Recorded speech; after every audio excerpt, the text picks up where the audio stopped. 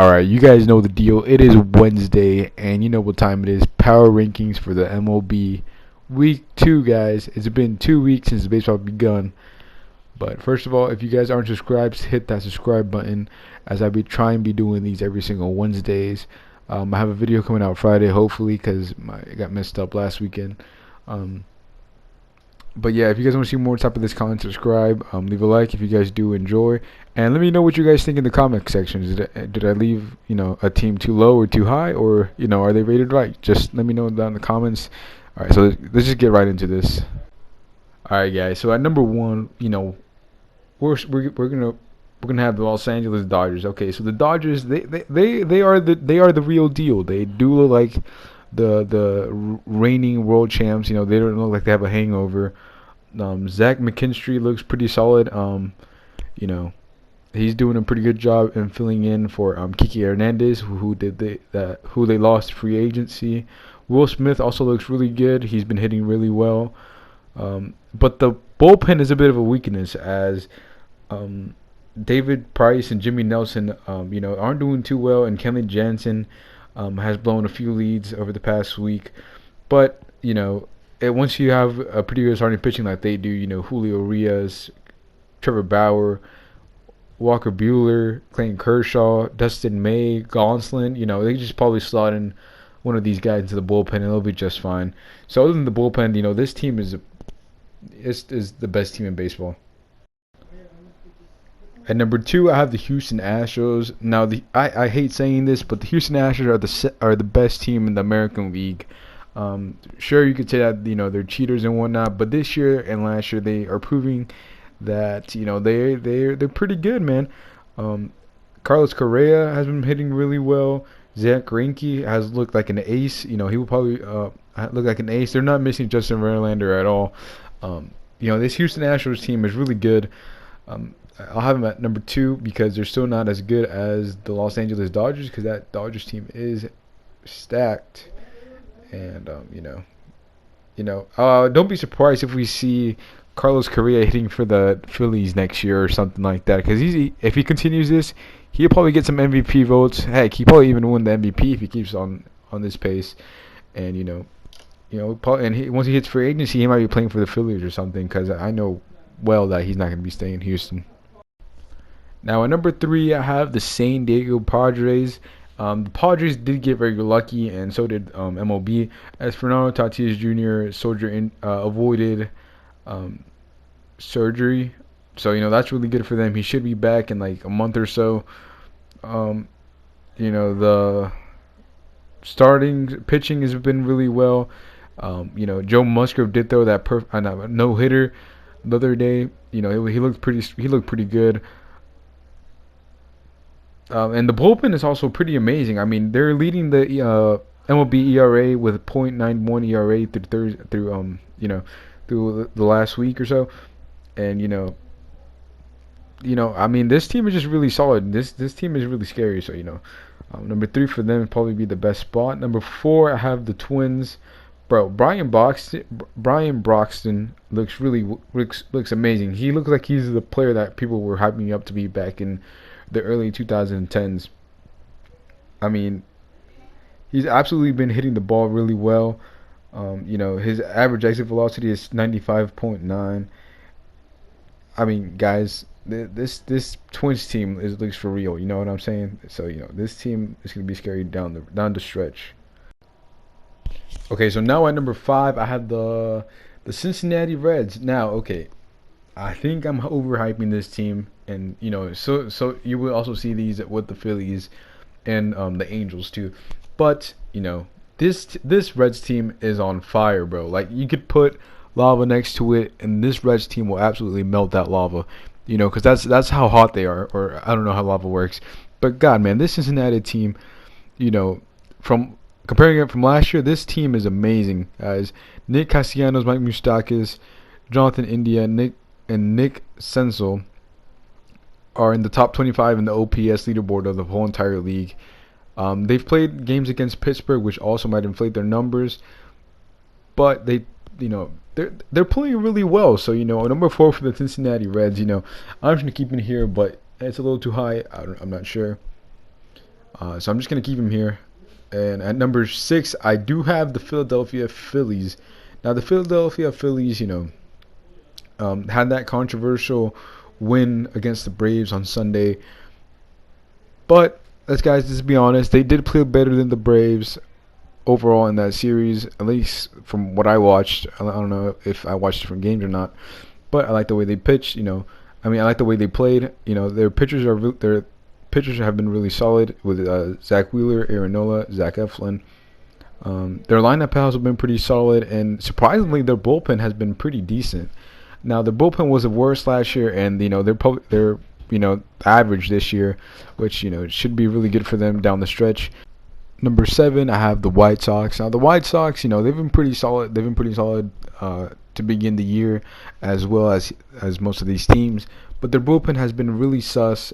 They're ranked 21st in the majors. They've blown 3 saves in the first 7 games. This bullpen could really be their downfall. Their offense is amazing with Yermin Mercedes. I think he has like 15 hits in like 7 games. That might have gone up because I wrote this Sunday night, recording this on Tuesday night. This White Sox team needs to get their bullpen fixed. Sure, they added Liam Hendricks over the offseason, but they're probably gonna need a little bit more of that, or fix their mechanics or something, or I don't know. Something needs to happen because that bullpen, being 21st in the whole entire majors isn't good. Number 8, man, I have Shohei Ohtani, Mike Trout, Anthony Rendon, and the rest of the crew, bro. I have the Angels, guys. The Angels, all I gotta say is Shohei Ohtani, and that's gotta say everything, bro. And Mike Trout. I can't forget about Mike Trout, the best player in baseball. But guys, if these two are playing like they are right now, they're probably gonna carry these guys to a wild card race. Because if they can get a couple more pieces, like I've been saying, and like how everybody has been saying, these guys are probably gonna win the NL West. But right now, they're looking like a wild card team because those Astros are pretty darn good. As much as it hurts me to put him down here, number 9, the New York Yankees. Dude, these guys have not been playing well. Garrett Cole has been playing well. He every time he goes out there, he puts on a show. The bullpen has been really good. From what I wrote, it says that the Yankees bullpen hasn't given up a single run except for Lucas Legge. And that's pretty good for the bullpen, but what's holding them back from being top 5 is situational hitting. These guys leave runners on scoring position like it's clothes on a dry hook or something. I don't know what to call it. But yeah. And the reason they're also this low is because look, they got beat by the Rays really bad. The Rays got beat by the Red Sox really bad, and the Red Sox got beat by the Orioles really bad. This AL East is a mess right now. None of their teams are playing at their fullest potential, so that's why the AL East is probably going to be in the middle-ish towards the back end of these rankings. So yeah, that's what's a little bit low right now. So at number 10, I have the Yankees' little brother, the New York Mets. Now Marcus Stroman and Taijuan Walker, both had pretty good starts when they started the season, which was I think Tuesday of last week. I'm not sure. I don't remember. And they had pretty good startings. Their offense backed them up. But God, man, they're doing my man Jacob deGrom dirty, man. This guy throws gems on a consistent, 5th or 4th day. Every time he goes out there, he throws in a gem. And this Mets team just keeps on throwing away that in the garbage, like it's toilet paper or something. I don't know. But yeah, the Mets, every time Jacob deGrom pitches, don't show up, and that's gonna hurt him in the long run because Jacob deGrom is an excellent pitcher. If the Mets don't want him, hey bro, we got you in the Bronx. We'll give you some run support. Come on, bro. Just all I gotta do is take a subway. Alright, I'm just kidding. 11, the Atlanta Braves. Now the Atlanta Braves do strike out a lot. They're having a rough start to this season. These guys are pretty good. Ronald Acuna, Freddie Freeman. I can keep on going. Albies. Ozuna. Swanson. They have the talent, but they're just really underperforming right now. I think it's just a rough start to the season. They should be back in like the top 10, top 5 even of these rankings. Same thing with the Rays, as I have them at number 12. The Rays are really missing Blake Snell and Charlie Morton. Their pickups and not their pickups, but their pitchers that they have right now in Michael Yaka, Ryan Yarbrough, Ryan Hill, Rich Hill, excuse me, Rich Hill. Haven't been great. They have like the Braves, they've had a rough start to the season, dropping, not dropping. I mean, they could have a better season. Like I've been saying, like the Braves, these guys have potential to be in the top 5, 7. Yeah, I mean, these teams are really good. They're just going through a really rough patch right now. Now the St. Louis Cardinals, they after a rough first week, they bounced back. Nolan Arenado is looking a lot better. He's hitting well. Adam Wainwright and Jack Flaherty bounced back from those horrible starts they had at the beginning of the season. I think it was against the Reds. I think it was. I'm not sure. I don't remember. But right now they're looking like the second strongest team in the NL Central, followed. Um, the Cubs follow them at number 15, number not 15, number. The Cubs follow them at number 14. Now the Cubs.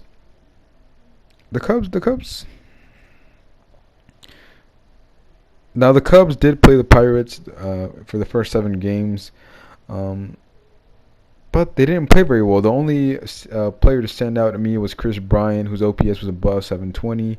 Um, you know, Baez, Anthony Rendon also homered in that same game. Jock Peterson also homered. Other than that, I mean, they can get better, but I just don't see it. They're not better than the Reds or the Cardinals. Then at 15, I have the Brewers. Yes, I bunched up all the NL Central teams in the middle because they're not bad, they're not good, they're just average. They're just as average as it comes. But yeah, let's get back to the Brewers. Now the Brewers' offense has been pretty weak, but they have Christian Yelich, Jackie Bradley Jr., and Keston Huria. I think Keston Huria. Who's all been slumping to start off the season. Now these 3 guys have been pretty good hitters in the past, so I expect them to get better. But right now at number 15, I mean they're just average. You know what I'm saying? Nothing too special about them. Number 17, I have the San Francisco. I almost call them the New York Giants, but nah. 16, San Francisco Giants. Mike Yastrzemski. Last year he was pretty good, but this year he has 10 strikeouts and 22 at bats. Seven of the 10 Giants with at least 12 at bats have logged OPS below 600, and that isn't really good if these guys want to make a wild card push. Because trust me, these guys could outperform, and these guys might be a sleeper team in my opinion. So just now at 17, I have the Washington Nationals. The Nationals did have a late start this season due to COVID and stuff like that. Max Scherzer hasn't looked too great, but against the Dodgers, he looked pretty solid. He gave up 4 homers on that Tuesday against the Mets. Trey Turner looked pretty good. Juan Soto is going to be Juan Soto. So these Nationals probably going to be a wild card team. I mean, number 16, I think it's a little low for them. Actually, let's switch it. The Nationals will be number 15. They skip over the Cubs and the Giants. So let's go back to number 18. Which is the Toronto Blue Jays. Vlad Guerrero Jr. looks pretty good. He has made good contact throughout the season. His launch angle was definitely better at 21.3. He's slashing 348, 483, and 652 through these first couple of games, first couple of weeks. I mean, So just watch for Vlad. He's probably gonna be coming out party this season. Number 19, I have Cleveland. I mean, all I gotta say is Shane Beaver. Again, like I said last week, other than Jose Ramirez, this offense is completely terrible. Um, and they've been hitting a collective. They've been hitting 215. That's not good. So I'll just keep him at 18 because they need a little bit more offense than that. Number 20, I have the Red Sox. Now I know I had them at dead last week, but they did bounce back and they won 3 straight against the Rays. And I mean, this team from 30 to this week 20. I mean, the only way it can go is up. Um, you know, and they're playing the Orioles, so they're probably gonna go back up again somehow. Speaking about the Orioles, I have the Orioles at number 21. I had nowhere else to put them, so I just put them at 21 because why not? Number 22, the Mariners. The Mariners, you know, they've had J.P. Crawford, even Evan White, Taylor Tremiel, who have hit a combined of 148 and 22 strikeouts, which isn't ideal. Which isn't ideal.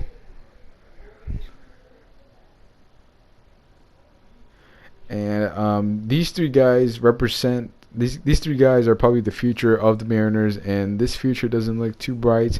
But they still have many players in the coming down the pipe. So Mariners fans, like I said last video, your future looks very bright. Again, these might be just because they're getting off to a rough start, but guys, trust me, the Mariners are going to be good in the next season or 2 or 3. Just wait, just wait.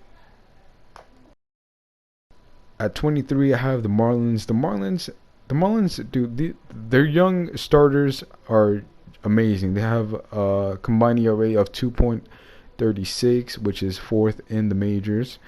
Their bullpen is pretty bad though.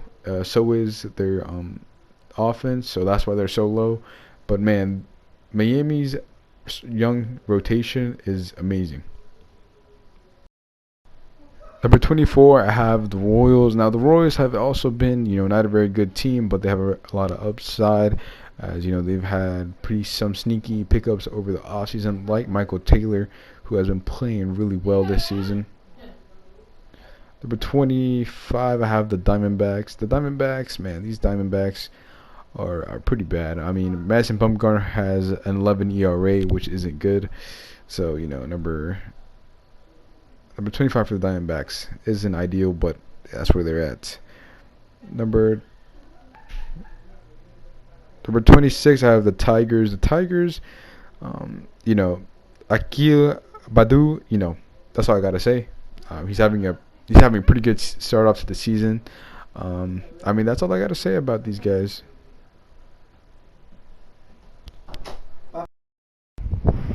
27, the Oakland A's, they've been pretty bad. They definitely let me down this season. They definitely let me down this season. I was expecting a lot more for them, but God, man, these A's team is horrible. I mean, they lost Trevor Rosenthal for about 12 weeks. Their ERA is 7.13. Their offense is complete trash as well.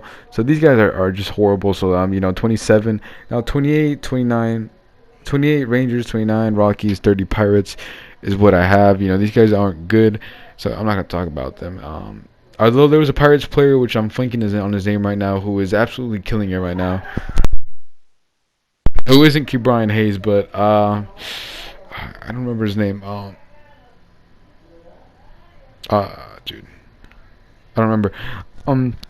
But yeah, Brian Hayes and this dude that's raking right now, but gonna be the future of these Pirates team, and and the Rockies and the Rangers just come back next season. I mean, that's all I gotta say. Yeah, and there's people laughing in the background. They're just loud as shit, so just don't worry about it. So yeah, if you guys enjoyed the video, just leave a like, subscribe for more. If you guys made it all the way to the end, just put it down in the comments. Let me know what you guys think. If if I'm right or wrong. I think that was a little I was overhyping some of these teams and devaluing some of these teams as well. But it doesn't matter. It's my video. Shit.